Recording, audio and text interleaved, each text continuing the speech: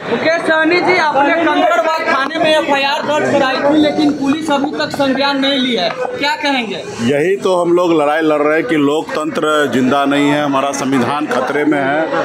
आज बताइए कि भाजपा ने पहले गलती किया और उसके बाद हमने जानबूझ के उनका फिरकी लिया। अब फिरकी लिया, इसके लेके भाजपा ने हमारे ऊपर कंप्लेन कराया और कंप्लेन में केस दर्ज हो गया।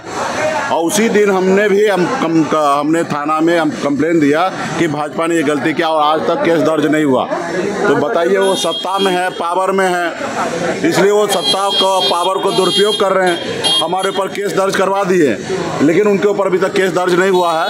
तो इसके लिए आपको भी सोचने की बात है, बिहार के जनता को भी सोचने की आवश्यकता है।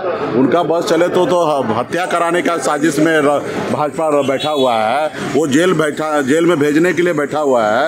हमें कोई फर्क नहीं पड़ेगा, वो जेल भेजे, हत्या कराए, मुझे कोई फर्क नहीं पड़ेगा। जो सच की लड़ाई है मैं लड़ते रहूँगा, चाहे वो देश के प्रधानमंत्री क्यों ना हो, उनके सामने मजबूती से मैं खड़ा रहूँगा और हमारे देश के संविधान के लिए मजबूती से हम खड़ा रहेंगे और लड़ाई लड़ते हैं। अब देखिए, उससे हम उम्मीद क्या रखेंगे?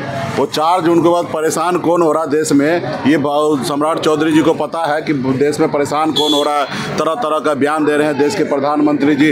बिहार में आके 12-12 सभा करना पड़ रहा है, देश के प्रधानमंत्री जी को रोड पे उतरना पड़ रहा है। तो ये सब चीज़ पता है उनको। 4 जून को पता चल जाएगा कौन बेरोजगार होगा, कौन सत्ता में रहेगा। 4 तारीख को निश्चित तौर पर उनको जानकारी मिलेगी। ममता बनर्जी ने कहा है कि अगर इंडिया अलायंस की सरकार बनेगी तो हम पीछे से पहाड़ी समर्थन करने का ऐलान उन्होंने कर। नहीं तो ठीक है ना, देखिए भाजपा के साथ तो वो जाएंगे नहीं और हमारी सरकार बनेंगे और हमको, हमारे इंडिया गठबंधन को समर्थन देंगे, तो इसके लिए तो अच्छा ही बात है। ये तो क्या स्पष्ट है ना कि उनको भी पता चलने लगा कि हमारी सरकार अभी बनेंगे और वो समर्थन देने के लिए तैयार हो गए।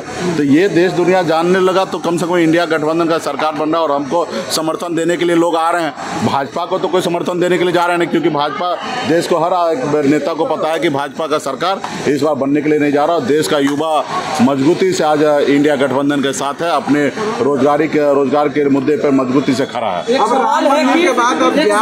सवाल है कि बीजेपी के नेता 400 का नारा लगाते थे कि इस बार 400 पार, लेकिन चिराग पासवान कल सभा में बयान देते हुए कहा कि 300 पार। तो इस बयान की क्या? अभी देखें ना, अभी 4 फेज का ही चुनाव हुआ, 400 से 300 पे आ गए और अभी 3 चुनाव फेज और बाकी है। देखिएगा 2 फेज और खत्म हो जाएगा।